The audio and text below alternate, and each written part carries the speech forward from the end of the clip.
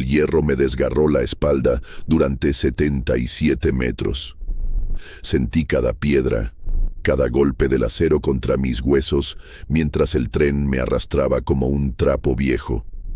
No había nadie cerca, solo el rugido de las ruedas y el olor a sangre mezclado con grasa de motor. Mi chaqueta quedó atrapada en una palanca oxidada del vagón, y ese trozo de tela fue lo único que evitó que mis piernas fueran devoradas por las ruedas giratorias. 6 horas colgando en medio de la nada. 6 horas sintiendo el viento cortarme la cara y el frío congelarme los dedos. Nadie escuchó mis gritos. Nadie detuvo el convoy.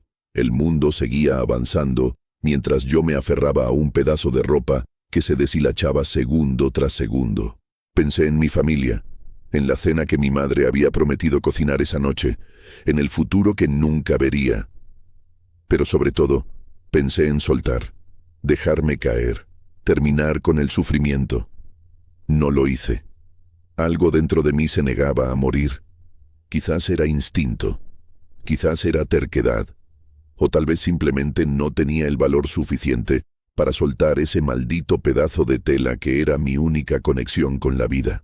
Las chispas saltaban cada vez que mi cuerpo rozaba los rieles.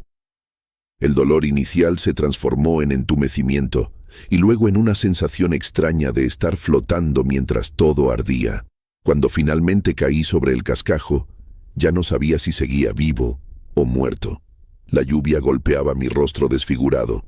Escuché voces a lo lejos, pero sonaban como ecos de otro mundo. Mis manos temblaban sin control, cubiertas de una mezcla de barro y sangre coagulada. Esto es lo que nunca te cuentan sobre sobrevivir. No es heroico, no es una batalla épica contra el destino. Es simplemente aguantar un segundo más cuando cada fibra de tu ser te suplica que te rindas. Es mantenerte consciente cuando la oscuridad promete paz. Es elegir el infierno conocido sobre el vacío desconocido. Mi nombre es Mateo Silva, y lo que voy a contarles no es una película. No hay efectos especiales ni música dramática de fondo. Solo existe el recuerdo de ese día en Navarra, España, cuando el año 1937 apenas comenzaba y yo tenía 23 años llenos de sueños que casi mueren aplastados bajo toneladas de acero en movimiento. Trabajaba en las líneas ferroviarias. Era un empleo duro, de esos que rompen la espalda antes de los 30, pero pagaba lo suficiente para ayudar a mi familia y soñar con algo mejor. Ese día de enero amaneció con una niebla espesa que cubría los rieles como un sudario blanco. El frío calaba hasta los huesos y mis manos agrietadas apenas podían sostener las herramientas. Pero había que trabajar. Siempre había que trabajar. Lo que sucedió después cambió mi vida para siempre. Me transformó en algo diferente. Ya no soy el mismo hombre que subió a ese vagón confiando en su experiencia y su habilidad. Ahora soy alguien que conoce el verdadero significado de la desesperación. Alguien que vio la muerte de cerca y logró escupirle en la cara antes de caer inconsciente. Antes de continuar con mi relato, necesito pedirles algo. Si esta historia los conmueve, si sienten aunque sea una fracción del terror que yo experimenté, dejen su comentario abajo diciéndome desde qué país y ciudad están viendo esto. Quiero saber dónde están mis hermanos de lucha, aquellos que entienden lo que significa aferrarse a la vida con uñas y dientes. Denle like a este video si creen que merece ser escuchado y suscríbanse al canal porque tengo muchas historias más que compartir. Historias reales de personas que sobrevivieron cuando todos los pronósticos decían lo contrario. Ahora sí, déjenme llevarlos a ese maldito día de enero. Cierren los ojos y imaginen el olor a carbón quemado, el sonido metálico de las ruedas contra los rieles y la sensación de que algo terrible está a punto de suceder, porque así comenzó todo. Con una sensación, un escalofrío que recorrió mi columna cuando el silbato del tren sonó antes de tiempo. Así empezó mi descenso al infierno. La mañana del 14 de enero comenzó como cualquier otra. Me levanté antes del amanecer. Lavé mi cara con agua helada de la jofaina y me vestí con la misma ropa que llevaba usando toda la semana. Mi madre había preparado café aguado y un trozo de pan duro. Lo comí sin quejarme. En aquellos años, la comida era un privilegio, no un derecho. España sangraba por una guerra que parecía no tener fin, y nosotros, los trabajadores ferroviarios, éramos parte esencial de mantener el país funcionando, aunque todo se desmoronara. Llegué a la estación de Pamplona cuando el cielo todavía era una mancha gris oscuro. El jefe de turno, un hombre calvo con bigote espeso llamado Eugenio, me asignó la revisión del último vagón de carga. Nada complicado. Solo debía verificar que los pernos de acoplamiento estuvieran ajustados y que las cadenas de seguridad no presentaran óxido. Trabajo rutinario. Trabajo que había hecho cientos de veces sin incidentes. Pero ese día, algo estaba diferente en el aire. Había una tensión que no podía explicar, como si el universo mismo estuviera conteniendo la respiración. Me acerqué al convoy. 6 vagones de mercancía pesada destinados a Zaragoza. Sacos de grano, herramientas, materiales de construcción. Cosas necesarias para mantener funcionando una región devastada por el conflicto. Trepé al acoplamiento entre el 5º y 6º vagón, sacando mi llave inglesa del cinturón. El metal estaba resbaladizo por la escarcha matutina. Debí haberlo notado. Debí haber sido más cuidadoso. Pero cuando has hecho algo 1000 veces, la rutina te vuelve confiado. Te vuelve descuidado. Estaba agachado, ajustando el segundo perno cuando escuché el silbato. No era el pitido prolongado que indicaba preparación para partida. Era corto, urgente, diferente. Mi cerebro tardó 2 segundos en procesarlo. 2 segundos fatales. Cuando levanté la vista, el tren ya había comenzado a moverse. El vapor escapaba de las válvulas con un siseo violento y las ruedas chirriaban contra los rieles fríos. Intenté ponerme de pie, pero mi bota resbaló en la plataforma helada. Caí de rodillas y en ese movimiento desesperado, mi pierna derecha se deslizó entre el acoplamiento y el borde del vagón. El pánico me golpeó como un martillo. Traté de gritar, pero el ruido del motor ahogó mi voz. Nadie en la cabina podía escucharme. Nadie sabía que estaba atrapado en la parte trasera del convoy que aceleraba. El tren ganaba velocidad. Sentí el tirón brutal cuando mi cuerpo fue arrastrado por la inercia. Mi espalda golpeó contra el borde metálico del vagón y un dolor cegador explotó en mi columna. Intenté agarrarme de algo, cualquier cosa. Mis dedos encontraron una cadena oxidada, pero estaba demasiado caliente por el roce. La solté instintivamente y entonces caí hacia atrás. Mi chaqueta enganchándose en una palanca lateral que sobresalía del acoplamiento. Durante 3 segundos interminables quedé suspendido en el aire. Mi chaqueta de lana gruesa, heredada de mi padre, se tensó como una cuerda. Escuché el sonido de las costuras estirándose, amenazando con romperse. Y entonces mi cuerpo comenzó a ser arrastrado. Los rieles pasaban a centímetros de mi cara. Podía ver las piedras del balasto saltando con cada golpe. El olor a grasa quemada y metal caliente llenaba mis fosas nasales.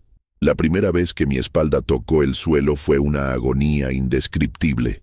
Las piedras filosas rasgaron mi camisa y mordieron mi piel. Sentí la carne abrirse, el calor de mi propia sangre empapando la ropa. Grité, pero el viento se llevó mi voz.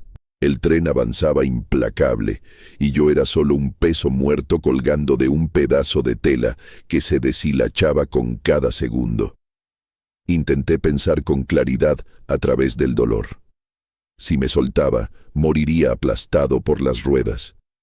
Si permanecía colgado, eventualmente la chaqueta cedería y el resultado sería el mismo. No había opción buena. Solo existía retrasar lo inevitable. Así que hice lo único que podía hacer, mantenerme lo más quieto posible, intentando que mi peso no tensara más la tela. Pero el cuerpo humano no está diseñado para permanecer inmóvil mientras es arrastrado por un tren en movimiento. Cada irregularidad en los rieles me sacudía. Cada curva me balanceaba de lado a lado. Mi cabeza golpeó contra el acoplamiento al menos 5 veces antes de que aprendiera a mantenerla inclinada. La sangre corría por mi frente, entrando en mis ojos y cegándome. Parpadeaba desesperadamente, intentando mantener la visión clara, porque ver significaba poder anticipar el próximo golpe. No sé cuánto tiempo pasó antes de que el entumecimiento comenzara. Pudo haber sido 30 minutos, pudo haber sido 3 horas. El tiempo perdió significado. El dolor inicial, ese fuego abrasador que consumía mi espalda, se transformó gradualmente en algo más frío, más oscuro. Mis dedos dejaron de responder. Mis piernas colgaban como pesos muertos. Solo mi brazo izquierdo, enredado en la manga de la chaqueta, mantenía alguna sensación. Y esa sensación era puro tormento. El tren hizo su primera parada en una estación pequeña. No sé cuál. Quizás Tafalla, quizás Olite. Los nombres dejaron de importar. Escuché voces de hombres cargando mercancía, el golpe metálico de cajas siendo apiladas. Intenté gritar. Reuní cada átomo de fuerza que me quedaba y abrí la boca. Lo que salió fue apenas un graznido patético que ni siquiera yo mismo reconocí como mi propia voz.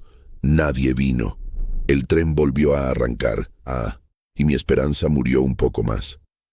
La segunda parada fue peor. Para entonces había aceptado que iba a morir. No era una rendición dramática ni un momento de paz cinematográfica. Era simple matemática biológica. Había perdido demasiada sangre. El frío penetraba hasta mis órganos internos. Mi chaqueta estaba más agujereada que entera. Era cuestión de minutos, tal vez 1 hora como máximo, antes de que la hipotermia o el shock terminaran lo que el tren había comenzado. Pero algo extraño sucedió en ese momento de aceptación. Dejé de luchar. Dejé de resistirme al dolor. Y paradójicamente, eso me dio una claridad nueva. Observé el mundo desde mi prisión de hierro y tela con una perspectiva diferente. Vi las nubes moviéndose lentamente en el cielo gris. Escuché el canto de un pájaro que de alguna manera se abría paso a través del ruido del motor. Sentí la lluvia comenzando a caer, lavando la sangre seca de mi rostro. La lluvia se intensificó. Gotas frías golpeaban mi piel desnuda donde la ropa se había desgarrado. Y entonces sentí algo inesperado: alivio. El agua limpiaba las heridas, enfriaba la carne quemada por el roce. Por primera vez en horas, el dolor disminuyó a un nivel casi tolerable. Abrí la boca y dejé que las gotas cayeran en mi lengua reseca. Sabían a herrumbre y ceniza, pero eran lo más parecido a un regalo divino que había recibido ese día. La lluvia se convirtió en mi única compañía durante lo que parecieron años comprimidos en horas. El agua formaba ríos pequeños que recorrían los surcos de mis heridas, arrastrando coágulos oscuros que caían sobre los rieles como lágrimas de sangre. Mi chaqueta, ese milagroso trozo de lana que me mantenía suspendido entre la vida y la aniquilación, se había empapado completamente. El peso adicional tensaba aún más las costuras, y podía escuchar el sonido de los hilos rompiéndose uno por uno. Era como escuchar una cuenta regresiva hacia mi propia ejecución. Durante la tercera parada del convoy, logré girar la cabeza lo suficiente para ver dónde estábamos. Una estación abandonada, medio destruida por los bombardeos. Las paredes lucían agujeros negros como cuencas vacías, y los cristales rotos cubrían el andén desierto. No había nadie, ni un alma viviente que pudiera verme, escucharme o salvarme. El maquinista debía estar revisando algo en la locomotora, porque el silencio se extendió durante varios minutos. Un silencio roto únicamente por el goteo de la lluvia y mi respiración trabajosa. Intenté mover el brazo izquierdo. Era el único miembro que todavía respondía parcialmente a mis órdenes. Los dedos temblaban de forma incontrolable, pero logré flexionarlos levemente. Pensé en intentar desenganchar la manga, liberarme voluntariamente y rodar lejos de las ruedas. Quizás podría sobrevivir a la caída. Quizás la muerte sería instantánea e indolora. Cualquier cosa parecía mejor que continuar en esa agonía interminable. Pero cuando intenté tirar de la tela, un dolor agudo me atravesó el hombro. Algo estaba dislocado o roto. No podía generar la fuerza necesaria para liberarme. Y entonces comprendí la cruel ironía de mi situación. Estaba demasiado débil para salvarme, pero no lo suficientemente débil como para morir rápidamente. Quedaba atrapado en un limbo horrible donde cada segundo se estiraba como melaza venenosa. El tren volvió a arrancar con una sacudida violenta que casi me arranca el hombro de su articulación. Grité, un sonido animal que ni siquiera reconocí como humano. Las lágrimas se mezclaban con la lluvia en mi rostro. Pensé en mi madre preparando la cena, sin saber que su hijo colgaba como carne en un gancho de carnicero. Pensé en mi hermana menor, que me había despedido esa mañana con un beso en la mejilla y una sonrisa. Pensé en la chica del mercado con quien había intercambiado miradas tímidas durante semanas, preguntándome si alguna vez tendría el valor de hablarle. Todos esos pensamientos se volvieron borrosos cuando la fiebre comenzó. Sentí el calor extendiéndose desde mi núcleo, combatiendo contra el frío exterior en una batalla que mi cuerpo no podía ganar. Empecé a alucinar. Vi a mi padre, muerto 5 años atrás, caminando junto a los rieles. Me sonreía y me hacía señas para que lo siguiera. Vi ángeles con alas de hierro oxidado volando sobre el convoy. Vi demonios con rostros de vapor emergiendo de la locomotora. La realidad y el delirio se fusionaron en una sopa espesa donde ya no podía distinguir qué era real. En algún momento, el tren atravesó un túnel. La oscuridad absoluta me envolvió como un sudario. El sonido del motor reverberaba contra las paredes de roca, amplificándose hasta convertirse en un rugido ensordecedor. Pensé que había muerto finalmente, que esto era el infierno que los curas describían en la iglesia. Un lugar de oscuridad eterna y tormento sin fin. Pero entonces salimos del túnel, y la luz grisácea del día nublado me cegó momentáneamente. Parpadeé, intentando enfocar la visión. Y fue en ese momento cuando vi algo que me devolvió un fragmento de esperanza. Un puente. Íbamos a cruzar un puente sobre un río. Si lograba soltarme en el momento exacto, podría caer al agua en lugar de ser destrozado contra el suelo rocoso. Era una posibilidad remota, casi suicida. Pero era más que nada que era lo único que había tenido durante horas. Observé el puente acercarse, cada músculo en mi cuerpo tensándose con anticipación. Calculé la distancia, la altura, la velocidad. Tendría una ventana de quizás 2 segundos, no más. Si fallaba el momento, caería sobre las vigas de acero del puente o directamente sobre las rocas de la orilla. El convoy comenzó a cruzar. Escuché el cambio en el sonido de las ruedas, el eco metálico característico de estar sobre una estructura elevada. Mi corazón latía tan fuerte que temí que explotara en mi pecho. Conté mentalmente. 3, 2, 1. Tiré de mi brazo con cada gramo de fuerza que me quedaba, ignorando el dolor explosivo en el hombro. La manga se tensó, se estiró, pero no se rompió, y entonces pasamos el punto medio del puente. La oportunidad se evaporó. Había fallado. La desesperación me golpeó con más fuerza que cualquier piedra. Dejé escapar un sollozo seco porque ya no me quedaban lágrimas. Mi cuerpo se rindió completamente. Los músculos se aflojaron. La conciencia comenzó a deslizarse como arena entre dedos. No recuerdo cuándo comenzó la noche. Solo sé que en algún momento la luz gris se transformó en negrura total. El frío se intensificó hasta volverse algo físico, una entidad viviente que mordía mi carne con dientes de hielo. Mis dedos estaban azules, casi negros. Sabía que probablemente perdería algunos por congelamiento, si es que sobrevivía lo suficiente para que eso importara.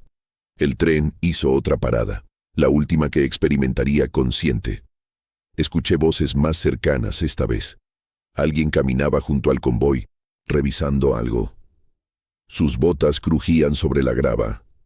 Estaba tan cerca que si hubiera tenido voz, habría podido llamarlo, pero mi garganta estaba destruida de tanto gritar sin resultado. Solo pude emitir un gemido débil que se perdió en el viento nocturno. Los pasos se alejaron. La puerta de un vagón se cerró con un golpe metálico. Y entonces, mientras el motor volvía a cobrar vida, sentí que la manga cedía un poco más. Los últimos hilos se estaban rompiendo. Era el final. Después de todas esas horas, después de todo ese sufrimiento, iba a caer. La ironía me habría hecho reír si hubiera tenido energía para ello. Sobrevivir todo ese tiempo solo para morir a metros de una posible salvación. La tela se rasgó. Escuché el sonido claramente a pesar del rugido del motor. Mi cuerpo comenzó a deslizarse. Cerré los ojos, esperando el impacto final, esperando que las ruedas convirtieran mis huesos en polvo, esperando la nada. Pero la caída fue diferente a lo que imaginaba. No hacia las ruedas, sino hacia el costado. Rodé por la pendiente del terraplén, golpeando contra rocas y arbustos. Cada impacto enviaba nuevas oleadas de agonía a través de mi sistema nervioso destrozado. Finalmente me detuve en una zanja poco profunda, boca abajo, con la cara hundida en el barro frío. El silencio era absoluto. El tren continuaba su marcha, alejándose hacia la oscuridad. Su sonido se desvanecía gradualmente hasta convertirse en un eco distante, y luego en nada. Yacía completamente inmóvil, incapaz de moverme, incapaz de gritar, apenas capaz de respirar. El barro entraba en mi boca con cada inhalación superficial. Pensé que me ahogaría en él, que después de sobrevivir a todo lo demás, moriría ahogado en un charco de lodo. Pero mi cuerpo se negaba a rendirse. Algún instinto primitivo me obligó a girar la cabeza 1 centímetro, apenas lo suficiente para despejar una fosa nasal. El aire entró, húmedo y frío, pero era aire, era vida. La oscuridad era total. No la oscuridad ordinaria de una noche sin luna, sino algo más profundo, más absoluto. Era como si el universo mismo hubiera decidido borrarme de la existencia. Yacía en esa zanja, mitad sumergido en agua fangosa, mitad cubierto por maleza espinosa que me arañaba la piel destrozada. No sabía si habían pasado minutos u horas desde que caí del tren. El tiempo se había vuelto irrelevante. Solo existía el ahora interminable, este momento congelado donde cada respiración era una batalla ganada contra la muerte. Intenté mover los dedos de mi mano derecha. Nada. Era como si esa extremidad perteneciera a otra persona. El brazo izquierdo respondía con espasmos débiles, pero cualquier movimiento enviaba relámpagos de agonía desde el hombro dislocado. Mis piernas eran pesos muertos, posiblemente rotas en múltiples lugares. Hice un inventario mental de mi cuerpo destrozado y llegué a una conclusión aterradora. Incluso si alguien pasara junto a mí en ese momento, probablemente no podría hacer el ruido suficiente para alertarlos. El frío continuaba profundizando su conquista de mi carne. Sentía cómo la hipotermia avanzaba desde las extremidades hacia el centro. Primero los dedos perdieron toda sensación, luego las manos. Los pies se convirtieron en bloques de hielo que ya no reconocía como parte de mí. El temblor que había sacudido mi cuerpo durante las primeras horas se había detenido. Eso era malo. Recordaba haber escuchado alguna vez que cuando dejas de temblar en el frío, significa que tu cuerpo está rindiéndose, que la maquinaria interna está apagándose sistema por sistema. Pero mi mente, perversamente, permanecía activa, lúcida de una manera cruel. Podía pensar con claridad incluso mientras mi cuerpo moría. Recordé cada decisión que me había llevado a ese momento. La elección de trabajar en el ferrocarril en lugar de unirme al ejército. La decisión de revisar ese vagón específico. El segundo de distracción que me costó escuchar el silbato a tiempo. Pequeñas decisiones, insignificantes en el momento, que habían trazado un camino directo hacia esta zanja embarrada. Me pregunté quién me encontraría. Si es que alguien lo hacía. Tal vez sería un campesino en su camino al mercado mañana por la mañana. O quizás un grupo de soldados en patrulla. O tal vez nadie. Quizás mi cuerpo permanecería aquí hasta que los animales carroñeros se encargaran de él, hasta que solo quedaran huesos blanqueados mezclados con la vegetación, hasta que algún viajero futuro tropezara con un cráneo y se preguntara brevemente qué historia había detrás de esos restos anónimos. La lluvia había cesado, reemplazada por una niebla densa que se arrastraba sobre el suelo como un ser vivo. Podía sentirla en mi cara, húmeda y fría. A través de la bruma, creí ver luces moviéndose a lo lejos. Parpadeé, intentando enfocar. Podrían ser linternas, o podrían ser más alucinaciones como los ángeles de hierro que había visto antes. Mi cerebro ya no era un narrador confiable de la realidad, pero las luces se acercaban. Podía escuchar voces ahora, gritos en la distancia. Estaban buscando algo. ¿A mí? ¿Sabían que había caído? Reuní cada fragmento de fuerza que quedaba en mi cuerpo destrozado. Abrí la boca. Lo que emergió fue apenas un susurro quebrado. Un sonido patético que ni siquiera atravesó 1 metro de distancia. Las voces continuaron, pero no en mi dirección. Se estaban alejando. El pánico me inundó con una adrenalina final. No podía dejar que se fueran. Esta podría ser mi única oportunidad. Moví la mano izquierda, tanteando el suelo en busca de algo, cualquier cosa que pudiera usar para hacer ruido. Mis dedos encontraron una roca del tamaño de mi puño. La agarré, ignorando cómo los bordes filosos cortaban mi palma. Con un esfuerzo que me costó casi perder la conciencia, la levanté y la dejé caer contra otra piedra. El sonido fue débil, un simple clic casi inaudible, pero en el silencio de la noche, en esa quietud absoluta rota solo por el goteo de agua de los árboles, ese pequeño sonido viajó. Lo repetí. Clic, clic, clic. Cada golpe era una súplica desesperada. Cada clic era una oración a dioses en los que ya no estaba seguro de creer. Las voces se detuvieron.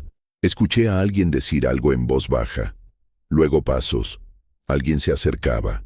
La luz de una linterna barría la niebla, creando sombras monstruosas que danzaban entre los árboles. Intenté gritar de nuevo, pero solo salió un gorjeo húmedo, sangre burbujeando en mi garganta. Tosí, escupiendo líquido oscuro que probablemente indicaba algo roto dentro de mi pecho. La luz me encontró. Escuché una exclamación ahogada. Pasos corriendo. Más voces. Manos tocándome, volteándome con cuidado. Rostros apareciendo sobre mí, borrosos en la niebla y mi visión deteriorada. Alguien estaba hablando, palabras rápidas que no podía procesar. Sentí que me levantaban, y el movimiento desató una nueva ola de agonía tan intensa que finalmente, misericordiosamente, perdí el conocimiento. Cuando desperté brevemente, estaba en movimiento, mecido por el paso de hombres que me cargaban sobre algo improvisado, quizás una puerta o una camilla hecha con ramas. Sobre mí, el cielo nocturno mostraba algunas estrellas entre las nubes dispersas. Eran hermosas. No recordaba la última vez que había mirado realmente las estrellas, apreciado su existencia. Ahora, potencialmente en mis últimos momentos conscientes, me parecían lo más precioso que había visto jamás. Alguien sostenía mi mano. Podía sentir el calor de su palma contra mi piel helada. Una voz masculina hablaba cerca de mi oído, palabras tranquilizadoras que no comprendía pero cuyo tono me reconfortaba. Me aferré a ese calor, a esa voz, como había aferrado a la chaqueta durante todo el viaje infernal. Era mi nuevo ancla a la vida. Llegamos a algún lugar con luz, luces brillantes que lastimaban mis ojos, más rostros sobre mí. Obré, alguien cortando mi ropa, manos presionando vendajes contra heridas, el olor penetrante del alcohol médico, gritos de órdenes, el tintineo de instrumentos metálicos, y luego nada. Un vacío profundo y negro que me tragó por completo. Los siguientes días fueron fragmentos desconectados de conciencia. Despertaba por momentos breves, veía techos blancos, sentía dolor insoportable, escuchaba voces preocupadas, y luego volvía a hundirme en la oscuridad. En uno de esos momentos, vi a mi madre llorando junto a mi cama. Intenté decirle que estaba bien, pero mi boca no obedecía. En otro, un médico con gafas redondas examinaba mi espalda, moviendo la cabeza con expresión sombría. Gradualmente los periodos de vigilia se alargaron. El dolor se mantuvo constante, una presencia permanente que se convirtió en mi nueva normalidad. Pero estaba vivo. Contra todas las probabilidades, contra toda lógica, mi cuerpo se negaba a rendirse. Las enfermeras me contaron que me habían encontrado trabajadores ferroviarios que salieron a investigar por qué el último vagón mostraba signos de daño.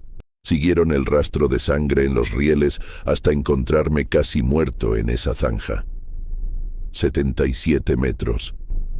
Esa fue la distancia que el tren me arrastró según las mediciones posteriores. 77 metros de puro infierno.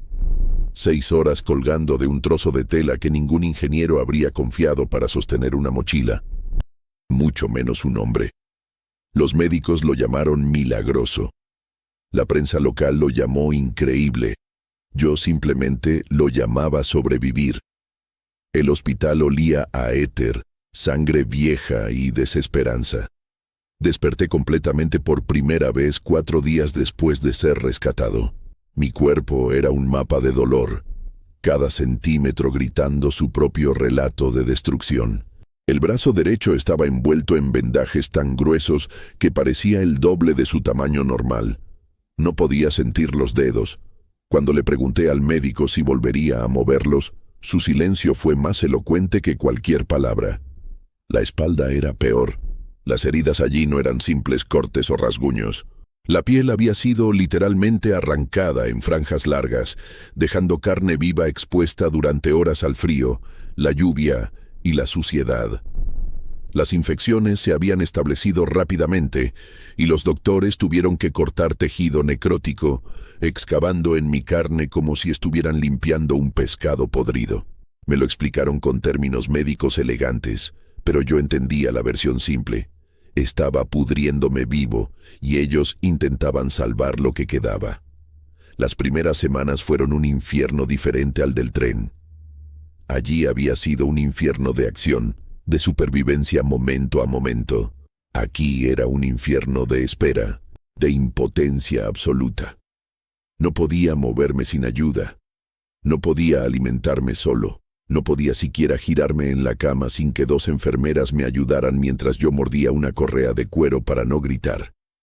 La dignidad es algo que pierdes rápidamente cuando otros tienen que limpiarte, después de que tu cuerpo hace funciones básicas que ya no puedes controlar.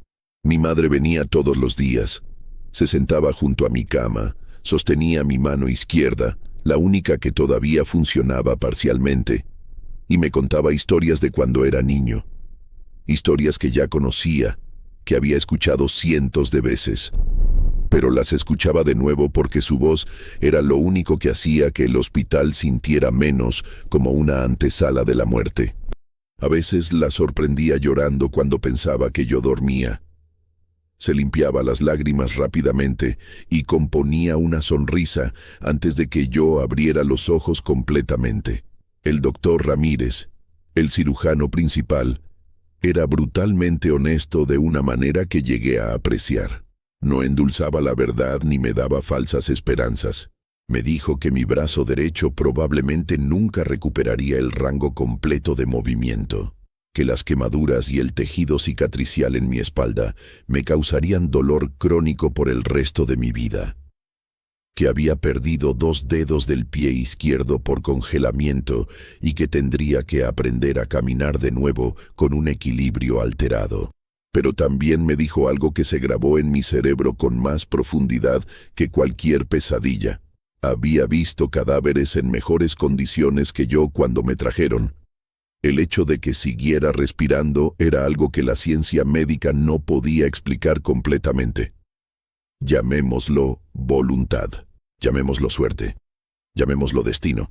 Pero él personalmente creía que había algo en mí que simplemente se negaba a apagarse, una chispa obstinada que ardía incluso cuando todo el combustible se había consumido.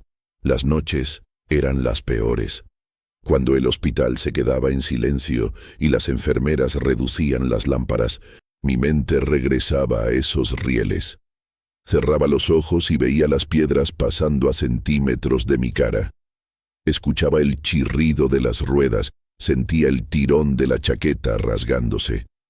Despertaba gritando, cubierto de sudor frío, mi corazón galopando como si todavía estuviera colgando de ese maldito tren. Los otros pacientes en la sala se quejaban. Decían que mis gritos nocturnos les impedían descansar. Pero no podían entender. Nadie podía. Hubo un momento, aproximadamente 3 semanas después de mi llegada, cuando consideré seriamente rendirme. El dolor era constante e insoportable. Los doctores habían reducido la morfina porque temían que me volviera dependiente, así que cada hora era una tortura consciente. Mi cuerpo estaba destruido. Mi futuro era incierto. No podría volver a trabajar en el ferrocarril, eso era seguro. ¿Qué haría? ¿Cómo mantendría a mi familia? ¿Qué mujer querría a un hombre roto, marcado, que gritaba en sus sueños? Esa noche, miré el frasco de pastillas en la mesa junto a mi cama, sedantes fuertes que me daban para dormir. Sabía que si tomaba suficientes, simplemente no despertaría. Sería paz. Sería el final del sufrimiento. Estiré la mano izquierda hacia el frasco. Mis dedos rozaron el vidrio frío, y entonces escuché voces en el pasillo. Una enfermera joven hablando con un paciente nuevo. Le estaba contando sobre mí, sobre el hombre del tren, sobre cómo todos en el hospital hablaban del ferroviario que sobrevivió lo imposible, sobre cómo era inspirador ver que alguien podía pasar por tanto y seguir luchando. Retiré mi mano del frasco. Lloré en silencio durante horas, pero no toqué las pastillas, porque me di cuenta de algo fundamental. Mi supervivencia ya no era solo sobre mí. Se había convertido en algo más grande. Era una historia que otras personas necesitaban escuchar. Era prueba de que el cuerpo humano puede soportar más de lo que imaginamos. Era esperanza para otros que estaban pasando por sus propios infiernos. La rehabilitación comenzó al mes. Primero solo sentarme en la cama sin desmayarme del dolor. Luego aprender a estar de pie durante 30 segundos sin que mis piernas colapsaran. Después, dar un paso. Luego 2. Cada pequeño logro era una victoria épica. Celebraba poder sostener una cuchara, poder vestirme la parte superior del cuerpo, poder caminar 10 metros sin ayuda. Cosas que antes consideraba tan básicas que ni siquiera pensaba en ellas, ahora eran montañas que debía escalar. Los otros pacientes se convirtieron en mi familia temporal. Había un soldado que había perdido una pierna en combate, un minero con los pulmones destruidos por años, respirando polvo de carbón, una mujer joven que había sobrevivido a un colapso de edificio, pero nunca volvería a caminar. Compartíamos nuestras historias durante las noches largas. Nos apoyábamos mutuamente cuando la desesperación amenazaba con ahogarnos. Nos reíamos de chistes malos y llorábamos sin vergüenza cuando el dolor se volvía demasiado. 3 meses después de mi ingreso, el doctor Ramírez me dio de alta. No estaba curado. Probablemente nunca lo estaría completamente, pero estaba lo suficientemente estable como para continuar la recuperación en casa. Mi madre lloró cuando firmó los papeles. De alegría esta vez. Me ayudó a vestirme con la ropa nueva que había traído. La vieja había sido cortada y desechada, demasiado manchada de sangre y barro para salvarse. Mi chaqueta, esa heroica chaqueta de lana, también había sido destruida. Los médicos dijeron que llegó en jirones, cada hilo empapado en mi sangre. Salí del hospital caminando con un bastón, cojeando severamente, con mi brazo derecho colgando inútil junto a mi costado, con mi espalda marcada por cicatrices que parecían un mapa de carreteras trazado por un dios cruel. Pero salí vivo, salí caminando. Y eso, en sí mismo, era un tipo de victoria que pocas personas comprenderían. La primera vez que vi un tren después del accidente, me congelé. Estábamos cruzando un paso a nivel y escuché el silbato a lo lejos. Mi cuerpo reaccionó antes que mi mente. Las piernas se negaron a moverse. El corazón comenzó a acelerarse. El sudor brotó de mi frente. Mi madre tuvo que guiarme lejos mientras yo temblaba incontrolablemente, de vuelta en esa zanja embarrada en mi mente. Iba a ser un camino largo, más largo que los 77 metros que el tren me arrastró. Pero ya había aprendido la lección más importante, 1 metro a la vez, un paso después del otro. Un día sobrevivido significa otro día ganado. Volver a casa no fue el alivio que había imaginado. La pequeña vivienda donde había crecido, donde cada rincón guardaba recuerdos de una vida anterior, ahora parecía un museo dedicado al hombre que ya no era. Mi habitación estaba exactamente como la había dejado aquella mañana de enero. La cama sin hacer, una camisa colgando del respaldo de la silla, un libro abierto en la mesita, marcando una página que nunca terminaría de leer porque el hombre que comenzó esa historia había muerto en los rieles y alguien diferente había regresado en su lugar. Los primeros meses en casa fueron una mezcla extraña de gratitud y frustración aplastante. Estaba agradecido de estar vivo, de dormir en mi propia cama, de comer la comida de mi madre. Pero cada tarea simple se había convertido en un desafío monumental. Atarme los zapatos requería 20 minutos y la ayuda de mi hermana. Bañarme era una operación que necesitaba supervisión, porque el equilibrio fallaba sin previo aviso. Comer con la mano izquierda significaba derramar más comida de la que llegaba a mi boca. Era como ser un niño pequeño otra vez, pero con la conciencia completa de un adulto atrapado en un cuerpo traicionero. El vecindario entero conocía mi historia. La noticia había circulado por Pamplona como fuego en paja seca. El ferroviario que sobrevivió 6 horas colgando de un tren. El milagro de Navarra. La gente me miraba en la calle con una mezcla de asombro y lástima que me hacía querer gritar. Algunos se acercaban para tocarme, como si mi supervivencia fuera contagiosa, como si pudieran absorber un poco de esa suerte tocando mi hombro. Otros evitaban mi mirada, incómodos ante este recordatorio viviente de lo frágil que es la existencia. Perdí mi trabajo, obviamente. La compañía ferroviaria me ofreció una pequeña compensación, una suma ridícula que no cubriría ni un año de gastos médicos.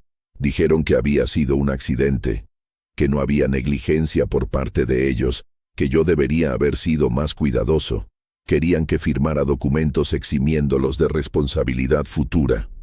Mi madre quería que peleara, que los demandara, pero yo solo quería olvidar. Firmé los papeles y tomé el dinero. No era suficiente, pero era algo. Conseguir nuevo empleo resultó imposible. ¿Quién contrataría a un hombre que no podía levantar más de 5 kilos? Cuyo brazo derecho colgaba casi inútil, que tenía ataques de pánico cuando escuchaba silbatos de tren. Intenté trabajar en una tienda como dependiente, pero el dueño me despidió después de una semana, cuando tiré accidentalmente una caja de mercancía, porque mi mano no la había agarrado correctamente. Intenté hacer trabajos de contabilidad, pero mi escritura con la mano izquierda era ilegible, y escribir durante más de 30 minutos hacía que el hombro se inflamara dolorosamente.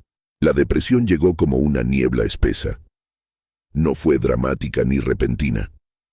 Simplemente un día me di cuenta de que había dejado de encontrar razones para levantarme de la cama. ¿Para qué? Para enfrentar otro día de dolor constante, para ver la preocupación en los ojos de mi madre, para sentirme como una carga para mi familia que ya tenía poco. Comencé a dormir 16 horas al día. Dejé de comer adecuadamente. Mi peso cayó hasta que las costillas sobresalían como las de un perro callejero. Fue mi hermana Carmen quien me salvó por segunda vez. Una mañana irrumpió en mi habitación, abrió las cortinas de golpe dejando entrar la luz cruel del sol, y me gritó. Me llamó cobarde, me dijo que había desperdiciado el milagro de mi supervivencia, que su hermano, el verdadero Mateo, había luchado 6 horas por su vida, pero este hombre en la cama estaba muriendo sin siquiera intentar vivir. Sus palabras me dolieron más que cualquier herida física, porque tenía razón. Había sobrevivido al tren solo para rendirme ante algo invisible, pero igualmente mortal. Comencé a salir de la casa. Primero solo al final de la calle y de regreso.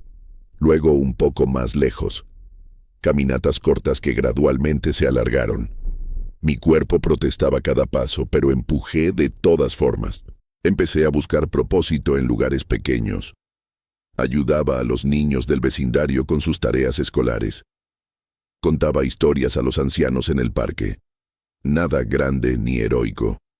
Solo pequeños momentos de conexión que me recordaban que todavía podía contribuir algo al mundo. Y entonces conocí a Elena. Ella trabajaba en la biblioteca municipal, organizando libros con manos delicadas y eficientes. La vi por primera vez cuando entré buscando refugio de una tormenta. Estaba en una escalera, alcanzando un volumen en un estante alto, y cuando se giró, nuestras miradas se encontraron. No fue amor a primera vista como en las novelas baratas. Fue algo más simple y más profundo. Fue reconocimiento. Como si dos almas que habían pasado por sus propios infiernos se identificaran mutuamente. Elena había perdido a su prometido en la guerra. Un joven soldado que nunca regresó de un frente del que nadie hablaba. Llevaba su dolor con una gracia tranquila que yo envidiaba. Comenzamos a hablar. Primero sobre libros, luego sobre otras cosas. Yo le conté mi historia, no la versión sanitizada que daba a extraños curiosos, sino la verdad completa. El miedo, el dolor, los momentos donde había querido rendirme. Ella escuchó sin interrumpir, sin ofrecer platitudes vacías. Cuando terminé, simplemente asintió y dijo que entendía. Y lo hacía. Nuestra relación se desarrolló lentamente, como una flor abriéndose bajo un sol invernal. No había urgencia ni drama. Solo dos personas dañadas encontrando consuelo en la compañía del otro. Elena nunca me trató como si estuviera roto. No me ayudaba a menos que yo pidiera ayuda. No me miraba con lástima cuando el dolor hacía que mi rostro se contrajera involuntariamente. Simplemente estaba allí. Una presencia constante y calmante en un mundo que había demostrado ser brutal y caótico. 6 meses después de conocernos, le propuse matrimonio. Fue torpe y poco romántico. Estábamos sentados en un banco del parque mirando niños jugar, cuando simplemente lo dije. No tenía anillo. No tenía dinero para una boda elegante. Solo tenía un cuerpo destrozado, una mente marcada por traumas y un corazón que de alguna manera todavía latía con terquedad. Esperaba que dijera no, que fuera amable pero realista sobre las limitaciones de construir una vida con alguien como yo. Ella dijo sí. Lloró cuando lo dijo, y yo también. Nos casamos en una ceremonia pequeña en la iglesia local. Mi madre lloró durante todo el servicio. Carmen fue la dama de honor. El doctor Ramírez asistió, sonriendo con orgullo como si fuera responsable de algo más que simplemente mantenerme vivo. Y cuando Elena y yo intercambiamos votos, cuando prometí amarla con la misma tenacidad con la que me había aferrado a esa chaqueta, cuando ella prometió estar a mi lado en los días buenos y en los inevitables días malos, sentí algo que no había experimentado en meses. Esperanza. La vida no se volvió mágicamente perfecta después de la boda. El dolor seguía ahí cada mañana. Las pesadillas continuaban interrumpiendo mi sueño. Mi brazo derecho nunca recuperó su función completa. Las cicatrices en mi espalda se inflamaban con los cambios de clima. recordándome constantemente esa noche en los rieles. Pero ahora tenía una razón para levantarme. Tenía a Elena preparando café en la cocina. Tenía planes para el futuro, modestos pero reales. Encontré trabajo finalmente, escribiendo artículos para el periódico local. Mi escritura con la mano izquierda mejoró con práctica obsesiva. Escribí sobre accidentes laborales, sobre seguridad en el trabajo, sobre las vidas de trabajadores ordinarios que merecían ser escuchadas. Mi historia personal me dio credibilidad. La gente confiaba en mí porque sabían que entendía lo que significaba sufrir, perder y aún así seguir adelante. Los años pasaron. La guerra terminó finalmente. España comenzó el lento proceso de curarse a sí misma, aunque las heridas eran profundas y tardarían generaciones en sanar completamente. Elena y yo tuvimos 2 hijos. Verlos crecer, enseñarles a caminar, escuchar sus primeras palabras, fue experimentar milagros diarios que hacían que mi propio milagro pareciera simplemente el prólogo de una historia más grande. Hoy tengo 78 años. Mi brazo derecho nunca volvió a funcionar correctamente, y las cicatrices en mi espalda son un mapa permanente de aquella noche infernal. Pero cuando mis nietos me piden que les cuente la historia del abuelo y el tren, no les hablo del dolor. Les hablo de la chaqueta, de cómo un trozo de lana vieja, cosida por manos de mi padre fallecido, se negó a rendirse cuando todo lo demás decía que debía morir. Les hablo de los 77 metros que me separaron de la muerte, y de cómo cada metro me enseñó algo sobre la voluntad humana de sobrevivir. La verdad es simple. No sobreviví por ser fuerte o valiente o especial.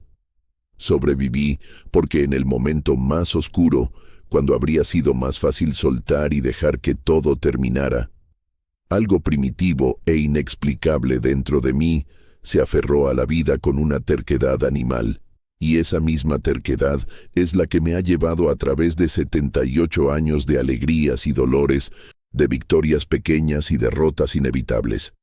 El tren me arrastró 77 metros, pero yo he caminado miles de kilómetros desde entonces. Cada paso un triunfo.